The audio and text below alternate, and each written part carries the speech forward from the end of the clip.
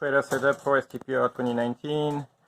At the top of the cabinet we have a radiator with the spare fans and hoses attached to it. Here's the easy up for both cars and the work lights for night. There's both the green one and the red one. Inside the cabinet here at the bottom we have the winch. There is a battery for the winch inside, and there's also oil pumps that are battery operated and one that is operated by the drill. Here spare jack stands.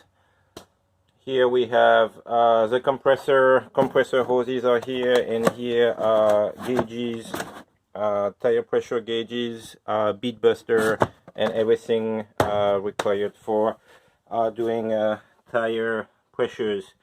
Here spare parts, everything related to turbo solenoid, turbo, spare power steering pump, spare alternator. Here spare fire extinguishers. Main extinguisher for the trailer is here. That the battery that powers the lights. So if you go press the button down, the lights turn on in the trailer. When the truck is connected, if you press the button up, you will get the power from the truck. If you plug the trailer in on the generator, that will automatically recharge the battery with the battery charger that is here. Okay, so coming back here, we have this box here that has some of the tools.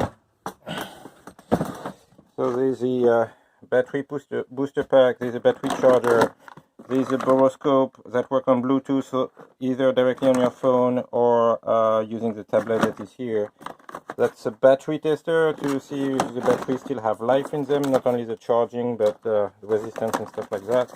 A regular OBD2 tool that you can plug directly, or Bluetooth OBD2 that you can use stock on the phone. There's a spare tire gauge in here and Tektronix cable, which is toolbox 0. Spare bolts at the top, different sizes, quick stuff generic sizes for Subarus. At the bottom we have thermostat, we have sensors, camshaft sensors, MAF, there's a spare O2 sensor, Colpax, TGV, I don't even know where I have that here, but there's still one, spark plugs and Colpax, I already said that. I think there's another Colpax, and that's it. So if any sensor, speed sensor for the transmission too in there. At the top there is the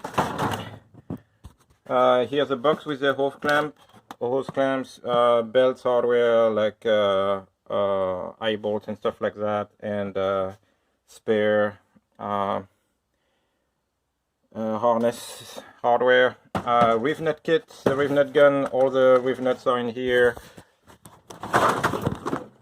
The bolt buster in the back, in case there is a nut that is rusty or stuff and we need to heat it up to get it out. The bolt buster is in here. In this box we have a lot of miscellaneous stuff. So at the top we have spare light bulbs, spare fuses, spare electrical connectors, Nord lock washers, O-rings, snap rings, pins of different kinds, helicoil kits, grommets. Here some silicone caps of different sizes. So that's for the top. At the bottom, those are all the glues, different glues, Loctite. Why is this one not covered? Blue Loctite, red Loctite. There's the kit to repair flat tire, sealant, gasket makers of different size, different kinds, and epoxies, Water Well, JB Quick. And here we have some spare keys for the trailer, NTCs, and kits for patching tires. So we put the heavier boxes 5 and 6 on the bottom, and the lighter ones 3 and 4 at the top. And here, when this door is open, there's kind of a mark here. That's where this flap comes in when the door is closed, so we try to put the boxes at the edge of that line here. Quick jack 1 and 2, box 7, 5 and 6 on the bottom, 3 and 4 at the top. And description of the box is on top of the boxes. So the extension cords are attached here at the front of the trailer. There is another one over there that can be either brought out. It's just held up by a carabiner. And here we have, this goes to the generator, and here you can plug directly this to the front plug here that will power the whole trailer, the lights, and all the 110 outlets inside the trailer. Also new for STPR, we have this multi-plug extension, so supposed to be waterproof. We can keep it outside, and you can anchor it in the ground. If there is no place to anchor that in the ground, that's just screwed in. Screw it or screw it, depending whether you want to use it or not. And this way, to power the power jack and the lights at night, we can use this directly plugged in the generator or an extension cord. So inside toolbox number 4, we have coolant oil for the cars. That's ATF for the quick jack or for power steering. Another bottle of coolant. That's water weather, in case of the cars are running hot. Transmission fluid, diff fluid, grease. An extra sock for the air filter. We have 2 spare air filter cones from Cobb that are at the top of the box. All the funnels are in here. There is more grease here, WD-40, some regular power steering fluid, stop leak, gear 300 for the transmission, a spare oil filter in here, and a few cleaning products. If you need some Aerocroil or PB Blaster, it is on the magnet here on the side of the cart. So here is box number 6. Box number 6 has a spare 4-pot, 2-pot calipers. Actually, we have 2 sets of fronts. The brake pads on them are not racing pads, so you will have to swap the brake pads if needed. That's the tie rod tool. The rotors are at the bottom. There's a brake caliper tool here. There is another one in this box for all the brake, box number 7, for all the brake stuff. Here there's a shifter linkage. There is some more material, HPD material. There are a couple of sheets if we need to do some more scrapers. And here all the spare ball joint and tie rod endings are in here. So if I look inside the boxes, you will have boots and a spare ball joint tie rod, and there is a ball joint extraction tool also in here in this box. Box number 3 has all the spare hoses, whether that's vacuum line, intake hose.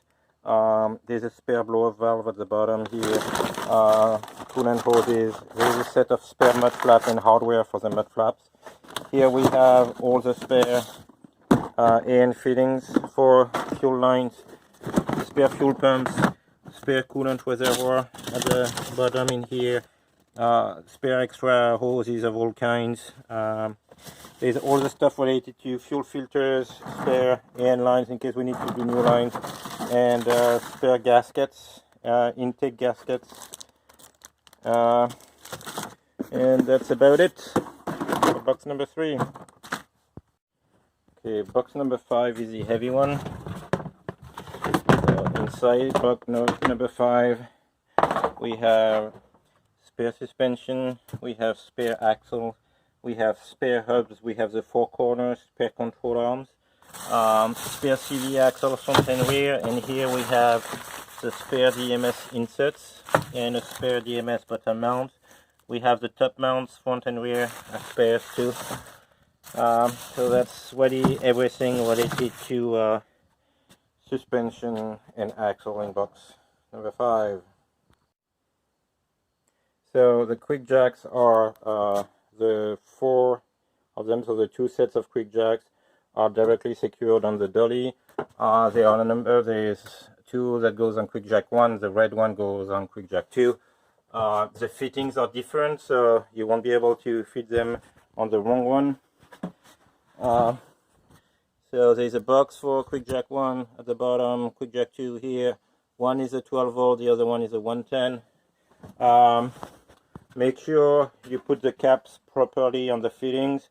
If we get any crap on the fittings, they will leak when we connect them, so we'll have oil everywhere on the top. If it was a small leak, you need a refill. Remember that box number 4 has all the fluids, and you will find the ATF for the quick jacks in box number 4. So here is box number 7. So here it's mostly brake related. We have fittings for brake lines. We have brake bleeders. We have some springs and hardware for the 4-pot, 2-pot. The springs are here. There are some extra bencher bolts, caliper bolts, drum adjusters, a couple of O-rings for the pistons and stuff. On this side there is a shielding for the exhaust, clamp for the CV axles, and some grease. Here we have all the wrenches for and spare brake hoses for the brakes. Below that we have the kit to bleed the brake, new brake pads, front and rear. Some spare line. There is a kit to do the flaring of the brake lines here. There's a spare ABS module at the bottom, the grease, some brake cleaner, a wrench fit at the bottom here, and there's a small transfer touch in here too, a manual one. And that's it for box 7. Okay, let's go through the content of the main workbench. So here we have the Dremel with the metal cutter, impact add-ins, a couple of larger sockets, the kit for the tap and die kit, some extra bizarre socket, all the things we almost never use. Toe plate kit. Here we have the impact socket set that torque automatically, torsion bars, some small C-clamp. There's a kit to open doors in case someone locks their keys in the car. Here we have the extra flat wrenches. We have also the smaller wrench for the DMS, extra DMS washers and bolts. Next drawer down, those are all the miscellaneous nuts and bolt studs that we could use, bungs for the exhaust, etc. Here we have all the plastic clips. That's a long stud for the rear knuckle and the Subaru and lateral links. A plastic prior kit. There is another one of those directly in the cart over there. That's the spare ECU, spare dampers for the hoods. Here that's the all electrical door. Everything electrical related is in here, as long as it's not fuses, the switches, lights, etc. We have also 2 spare bearings here, a spare toe strap, exhaust hangers, a few things like this. There's a strap for the battery, new battery connectors, stuff like that.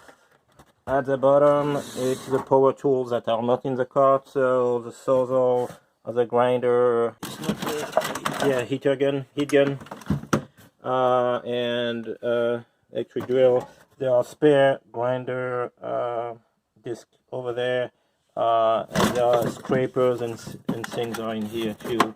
If we need scrapers for the wheels and stuff like that, are in here. In this drawer, there are spare restrictors and restrictor gauges for inspection, spare alternator, That's a battery tray and a spare oil pan in case one gets punched. And here we have the jumper cables.